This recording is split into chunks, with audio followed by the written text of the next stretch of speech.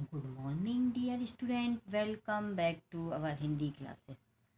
Previous video में मैंने आपको संधि के प्रकार बताए थे और मैंने उसमें बताया था कि संधि कितने प्रकार की होती है। 3 प्रकार की। एक फर्स्ट होती है स्वर संधि, सेकंड होती है व्यंजन संधि और थर्ड होती है विसर्ग संधि।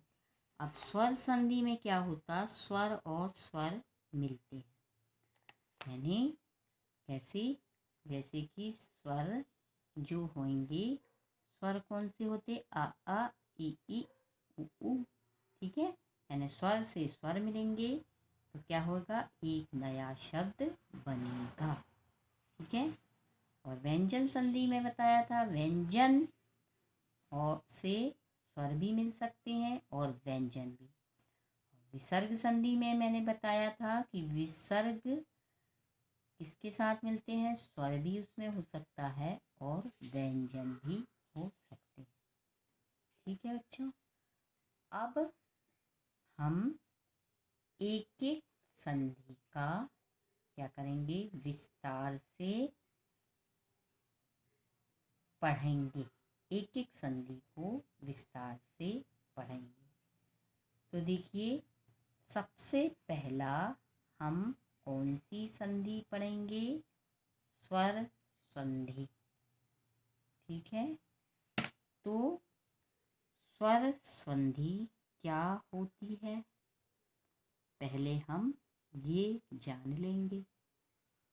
तो क्या होता है कि जब, मैं आपको पहले बता दूं, फिर आपको थोड़ा आउटलाइन दे दूं, फिर आपको समझाती हूँ। देखिए, जो स्वर क्या होते हैं, स्वर ये होते हैं आ, ई, उ, ऋषि, ए, ओ, औ, ठीक है। ये क्या कहलाते हैं, स्वर, ठीक है। तो जब यानी एक स्वर दूसरे स्वर से मिलता है, ठीक है। हमने संधि की डेफिनेशन में और उसके अर्थ में भी ये देखा था कि क्या होता है कि जब क्या होते हैं, दो वर्ण मिलते हैं और पहले वर्ण का दूसरा अक्षर और दूसरे वर्ण का पहला अक्षर, ठीक है ना। क्या बताया था मैंने संधि में कि दूसरे शब्द का पहला अक्षर या उसकी जो ध्वनि निकलती है, साउंड है ना, वो और दूसरे शब्द का पहला अक्षर मिलता है तो जो नया शब्द बनता है उसको हम क्या कहते हैं, संधि, ठीक है। ये मैंने बताया था आपको किसमें, संधि की डेफिनेशन में, ठीक है ना। तो हम उसी संधि की डेफिनेशन को या अर्थ को आधार मान के ही क्या करेंगे, सब संधि हम पढ़ेंगे, ठीक है ना। तो देखिए, जो आपकी क्या होती है, स्वर संधि, ठीक है। कौन सी संधि, स्वर संधि। तो स्वर संधि में ही मैं आपको, आप सोच रहे होंगे कि मैम हमको तो आ ई आता है, तो मैम क्यों लिख पा रही हैं, परंतु मैं इसको इतना डीपली या इतना गहराई से इसलिए समझा रही हूँ कि आपको एक एक चीज़ संधि में क्लियर हो जाए, आपको क्या है, डाउट ना रहे, इसीलिए मैं क्या कर रही हूँ, लिखवा रही हूँ। आया समझ में। तो जो स्वर संधि होती है उसमें क्या होता है, जो पहला शब्द, देखो ये यहाँ लिखा हमने पहला शब्द, और उसमें प्लस करेंगे या जमा बोल सकते हो या जोड़ेंगे, जो बोलना आपको वही बोल सकते हो। उसमें दूसरा शब्द जब जुड़ेगा ये दोनों, तो तब क्या बनेगा, एक नया शब्द बनेगा। ठीक है। अब पहला शब्द जो जुड़ेगा, स्वर संधि में क्या होता है कि स्वरों का स्वरों से मेल होता है। ठीक है। क्या होता है, स्वर होते हैं जो उनका एक दूसरे स्वर से मेल होता है, तो वो क्या कहलाती है, स्वर संधि। क्लियर। ठीक है। यहाँ क्या कहेंगे, जो स्वर निकलते हैं, स्वर यानी जो ध्वनि निकलती है, या साउंड कह सकते हैं, वो निकलेगा तो क्या बनेगा, उससे दूसरा शब्द। आया समझ में। अब जैसे कि हम एक उदाहरण आपको बताते हैं कि जैसे हम एक उदाहरण ले लिया हमने विद्यालय। क्या ले लिया हमने, विद्यालय। ठीक है। अभी मैं आपको सिर्फ सामान्य तौर से स्वर संधि को समझा रही हूँ कि आपको ये नॉलेज हो जाए कि स्वर संधि है क्या। ठीक है। फिर मैं एक एक आपको डिटेल में बताऊंगी, है ना। तो सिर्फ आपको अभी नॉलेज के लिए मैं समझा रही हूँ। तो देखो, विद्यालय, विद्यालय शब्द हमको अब यहाँ पे देखो पूर्ण लगता है कि विद्यालय है, परंतु यदि हम इसको तोड़ेंगे तो क्या होगा, ये दो शब्दों से मिलकर बना है।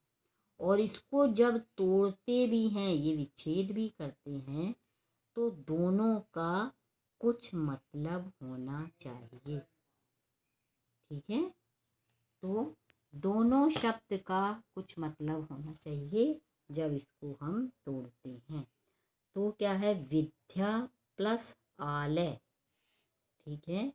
तो विद्या है जो, उसमें देखो धा, ये जो धा बना है, तो इसमें किसकी मात्रा लगी है, आ की लगी है कि नहीं बच्चों, लगी है ना, आ की मात्रा। तो हमने यहाँ से आ निकाला। क्या बोला गया स्वर संधि में कि स्वर से स्वर मिलता है और एक नया स्वर बनता है। ठीक है। ये स्वर और स्वर मिलते हैं और फिर एक नया शब्द बनता है। तो यहाँ से हमने क्या निकाल लिया, आ की मात्रा। ठीक है। विद्या में आ की मात्रा लगी ना, आ की मात्रा। यहाँ तो आ खुद अपने आप में स्वर है। अब कोई स्वर के ऊपर या कोई स्वर के बाजू में कोई भी मात्रा नहीं लगाई जाती। ठीक है। स्पष्ट हो गया आपको कि कोई जब स्वर रहेगा, यानी आ अनार का आता है, आ आम का। ठीक है, आया ना। अब इसके बाद आप जब, ये तो अपने आप में पूरा है, इसमें कोई मात्रा नहीं लगाई जाती। जब आ और आ मिला तो क्या बन गया, आ ही बनेगा, बड़ा आ। ठीक है। अब इसमें से देखिए क्या होगा कि जब विद्या हम लिखते हैं तो जब उसमें से क्या निकल गया, आ निकल गया। ठीक है। क्या निकल गया, आ निकल गया। तो वो क्या बचा, सिर्फ वी और द और या। अब ये धा जो है उसको हम कैसे लिखते हैं बच्चों, वी और द आधा दा और या। जब आधा दा और या मिलता है तब वो क्या हो जाता है, ध पूरा हो जाता है। ऐसे इसको लिखा जाता है। ठीक है। तो इसमें से ये निकाल लिया, आ तो हमने पहले ही निकाल लिया, तो ये क्या बचा हुआ, विद्या। अब प्लस क्या बचा, आ इसमें से निकाल लिया तो क्या बचा, लय।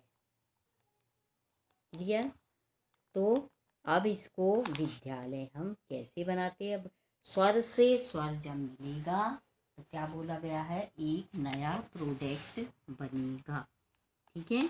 तो देखते हैं कैसे बनता है, वी और क्या लिखेंगे हम उसमें, ये दा, और जब इसमें क्या होएगा, दा और या। अभी ये धा है, धा हो गया ये। अब ये कैसे है, अभी ये पूरा नहीं है। और जब ये आ जो हमने निकाला था प्लस इसमें क्या जोड़ देंगे, आ की मात्रा, तो ये पूरा धा हो जाएगा। जब किसी शब्द में स्वर जुड़ जाता है किसी अक्षर में तो ये पूरा रूप ले लेता है। आ की मात्रा हमने जोड़ दी, ये जो यहाँ की थी, और प्लस इसमें ये जो क्या था, ले जोड़ दिया, तो ये पूरा अपने आप में हो गया, क्या हो गया, विद्यालय। ठीक है बच्चों, मैं आपको, आप सोच रही होंगी कि मैडम एक ही चीज़ को बार बार बता रही, इसलिए मैं बार बार आपको समझा रही हूँ कि आपको कहीं भी डाउट ना हो। अब इसको पूरे अच्छे तरीके से मैं अब नेक्स्ट वीडियो में पूरा स्वर संधि के बारे में विस्तार से पढ़ाऊंगी। अभी तो मैंने सिर्फ आपको आउटलाइन बताई हैं। ठीक है, तो नेक्स्ट वीडियो में हम फिर मिलेंगे।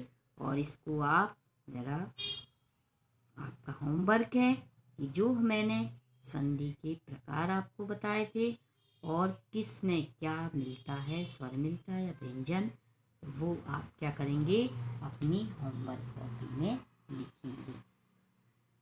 ठीक है, तब तक के लिए टेक केयर। हम नेक्स्ट वीडियो में हम फिर आपसे